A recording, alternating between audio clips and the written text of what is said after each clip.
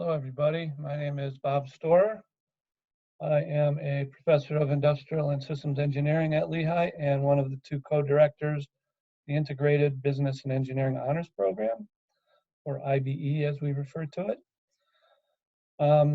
My job here is to go over kind of the basics of the IBE program, what it is, what it isn't, how it works, what you can do with it, things like that.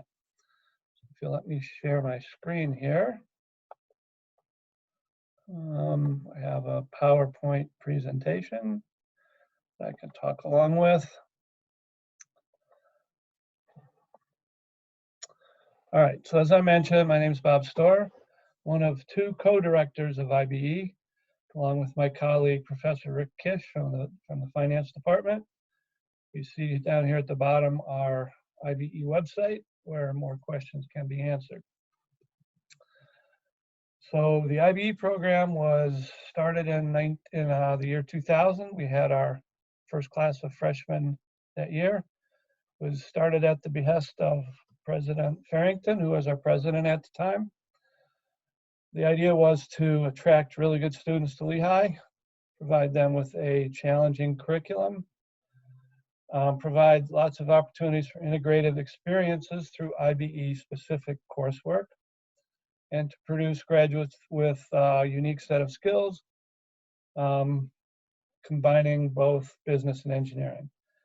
As I'll hopefully mention later, the integrative part, is very important to us as well. This is sort of an overview of the IBE curriculum. It's not trivial. First of all, it requires 137 credits to graduate. That's more than any other degree program at Lehigh. The basic breakdown you can see here: math, science, engineering, business. We have our IBE specific courses and then some humanities. So it's basically pretty tightly packed with math, science, engineering, and business. We have three special requirements in IBE that are different from most other programs. First, we have a foreign language proficiency requirement. It turns out that most students have already met their requirement based on what they did in high school. Our rules are basically the following: if you had 4 years of language in high school, or if you had language in middle school plus 3 years in high school, then we declare you to be proficient and you've already met the requirement. Otherwise, we'll have to talk about taking some more language. We require an internship. Most students do this over the summer. This is not really a big deal because, well, pretty much all engineering and business students have internships at Lehigh. Most students get it through our career center, but there are other ways as well. We also have a requirement that IBE students keep their grades above a 3.25. It is, after all, an honors program. That's the reason for the rule. Now, the way we enforce it is as follows. If your GPA falls below a 3.25, then you have 1 year to bring it back up above a 3.25. Further, we only enforce it in the first 2 years. So if you make it, because basically it wouldn't be fair to just kick somebody out in the middle of their senior year, for example. So if you make it through the first 2 years, you're okay. I think I mentioned you have a year to bring it back up above a 3.25 if it drops below a 3.25. So if it drops below 3.25 and you don't bring it back up, well, then you have to leave the program. IBE students are the best students at Lehigh. I have no doubt about that. Anybody who's admitted to IBE should be able to achieve a 3.25 without too much difficulty. However, as you may have heard, and as parents may know, when you arrive at college, there are certain, say, distractions that may, well, distract you from your reason for being there, which is to get an education. So I guess I'm saying, as long as you manage to keep your priorities straight, you shouldn't have a problem with this. And this would be true no matter what you decide to do, I might add.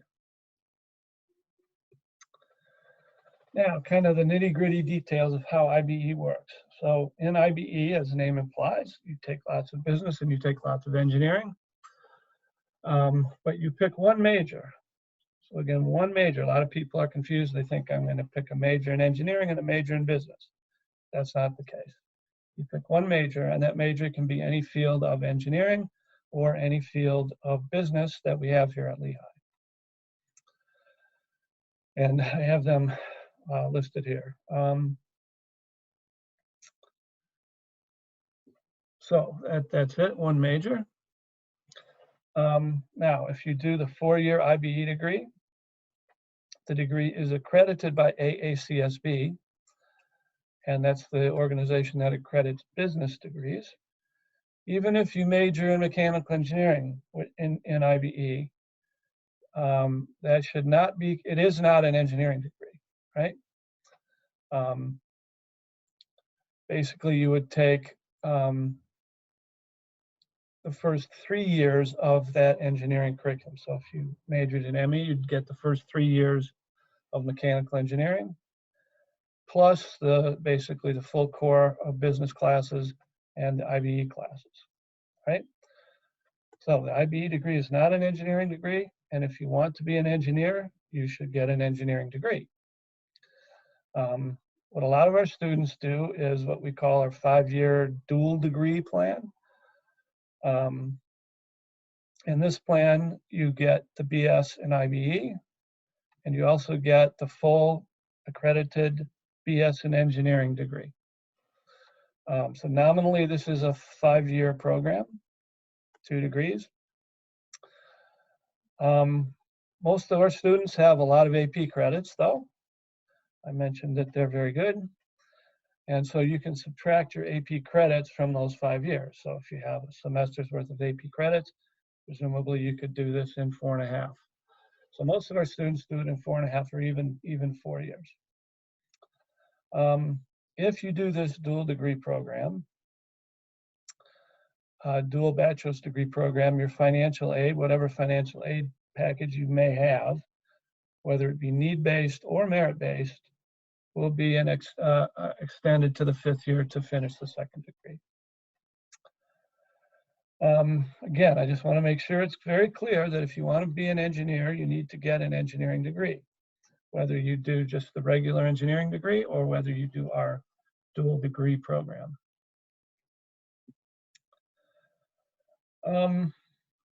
So what do our students do when they graduate? So we kept track of some data. I have to admit it's a little old. I haven't updated it in a couple of years. But it breaks down more or less 1/3, 1/3, 1/3. So about 1/3 of our students go to Wall Street firms, about 1/3 of our students go into management consulting, and about 1/3 of our students go into engineering positions. I can talk a little bit more about this. About 75% of our students pick an engineering major, and most of them actually complete their engineering degree and get the 2 degrees. The others, roughly 1/4 of our students, major in finance. So pretty much, we have very few students that major in a business field that is not finance. So talking about that first, being an IBE finance major gives you kind of a big leg up over a regular finance major. Our students will take the exact same business and finance classes that a finance major will take. However, in addition to that, they'll take the full engineering calculus sequence, physics, chemistry, other engineering courses. Meanwhile, the finance major is taking, golly knows what they're taking, but it's not the full calculus sequence in physics and chemistry, trust me when I tell you that. So our students, our IB finance students, tend to stand a little higher next to the regular finance students.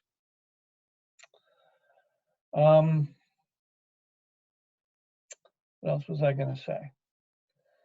I guess that's mainly it. So management consulting, you may or may not be aware of it. They are big firms. In fact, the biggest hirer, the firm that's hired the most IBE students to date is IBM. Many think of them as a computer company, but they are now pretty much a consulting company. Other companies like PwC, PricewaterhouseCoopers, Ernst & Young, Accenture, Deloitte, companies like that hire our students, hire a lot of our students as well. We have other students going to grad school. We have students who've gone to med school, to law school, to dental school. We've had students get PhDs in engineering. So that's kind of in a nutshell what our students do when they graduate. Oops, sorry about that. Kept track of the companies that hired our students. This again is a little old. I haven't updated it in a few years. But as you can see, some of the big consulting firms appear at the top. Some of the big Wall Street firms, JP Morgan, Goldman Sachs. Just it gives you some idea of where our students go after they graduate.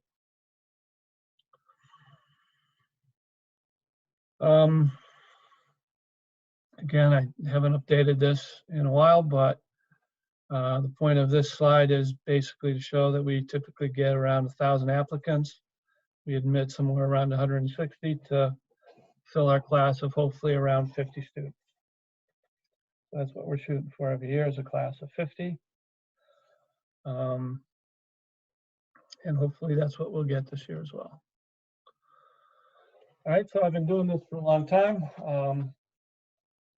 20 years, in fact. Yeah, exactly 20 years. Probably the best thing about the program, in my opinion, is the students that are in the program themselves. They're great for me to work with, and they're great for working with each other. They're both polished and ambitious. So our students tend to be very active around campus, taking leadership positions, and they're looking for continuing a career, taking advantage of those things. In IBE, we focus a lot on leadership, teamwork skills, and also communication skills. So our students are a close group. We have a very active IBE student council.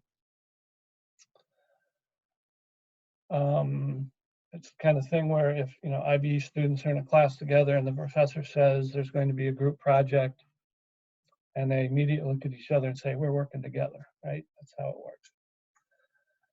So our students are very active on campus in varsity athletics and music and student government, basically in all sorts of different things. Okay. And I mentioned that the dual degree has proved to be very popular. I can talk a little bit about that. So, I mean, if you want to be an engineer, why would you do IBE? Well, in IBE, so there's some obvious things, right? With the business experience you get, you're kind of well prepared to move into management positions earlier in your career. That's not what I think the most important thing is. Most important thing I think it is a little bit more subtle. In our IBE specific classes, we focus on entrepreneurship and product development. In particular, that's how we integrate business and engineering. In this day and age, in this country, to be successful, companies and individuals have to be very innovative. The days are gone when you can just crank out the same old product year after year after year and expect to be successful.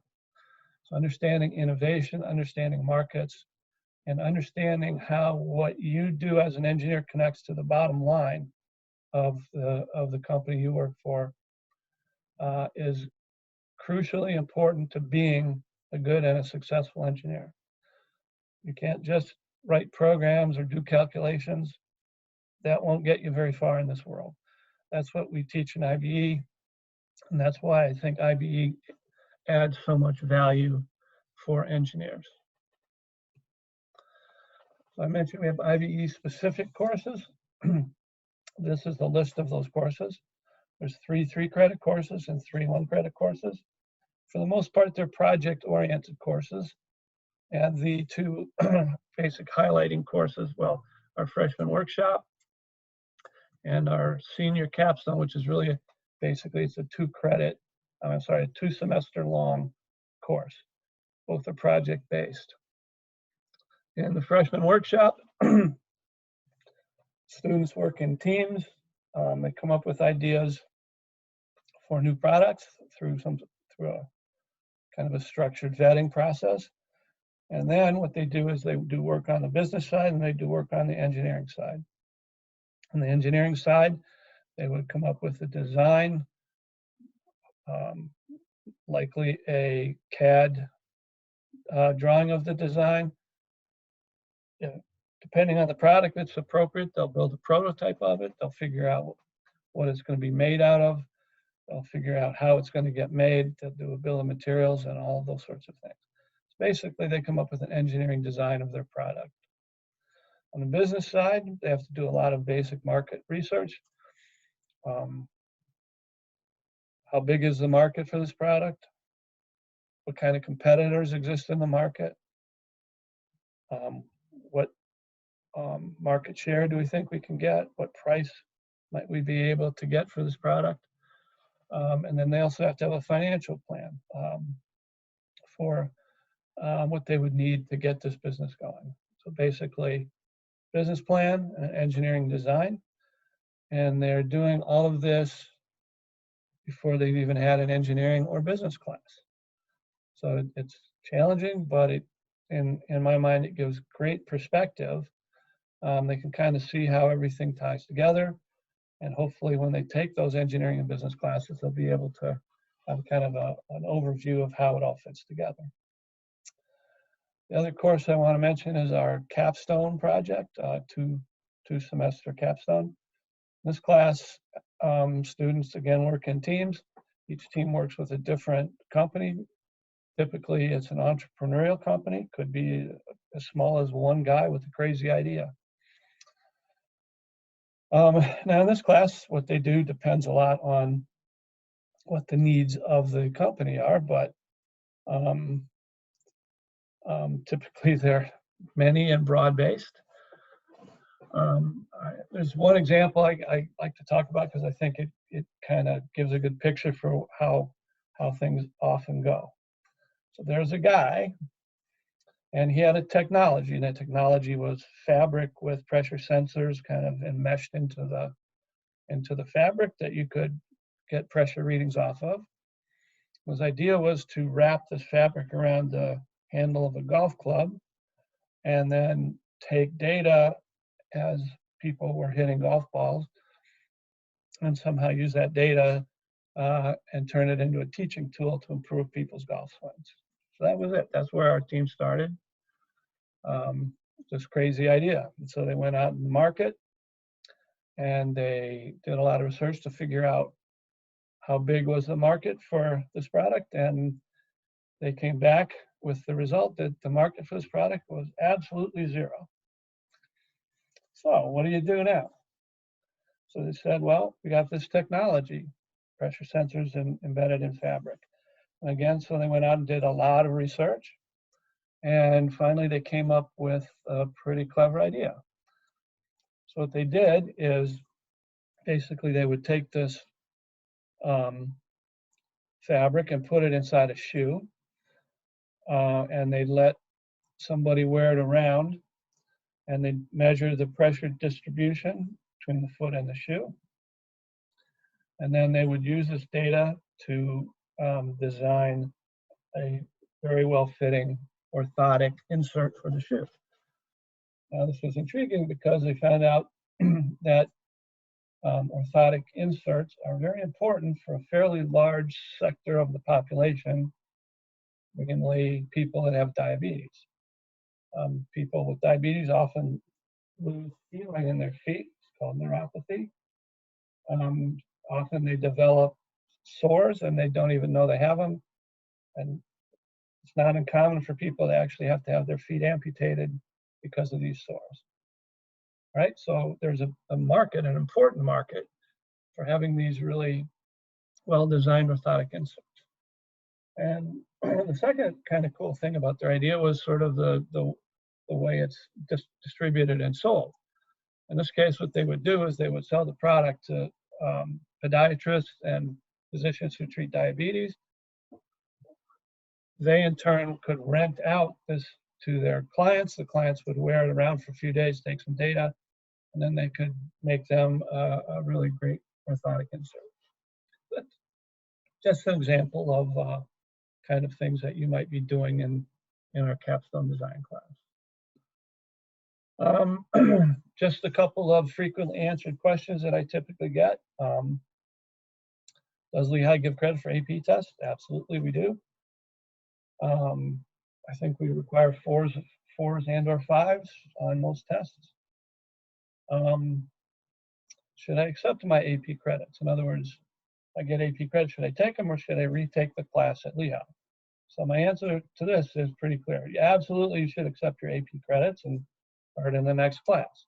With one possible exception, one case where we've seen students sometimes struggle is if they have credit for both Calc 1 and Calc 2, and then they decide to start in Calc 3. That can be difficult even for IBE students. I would say about half of our students that do that do fine in Calc 3. The other half don't do so well. I mean, they may get B minuses or something like that. Another question I get frequently is, can students do study abroad? Can students do co-op? So the answer is yes, first of all, but it requires a little bit more careful planning if you're an IBE student than other students.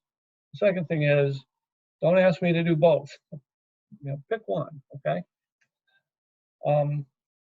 Now, study abroad in particular, if you're going to take a semester abroad,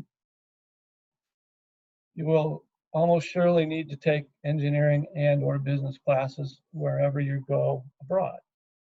And this is not always the easiest thing to do.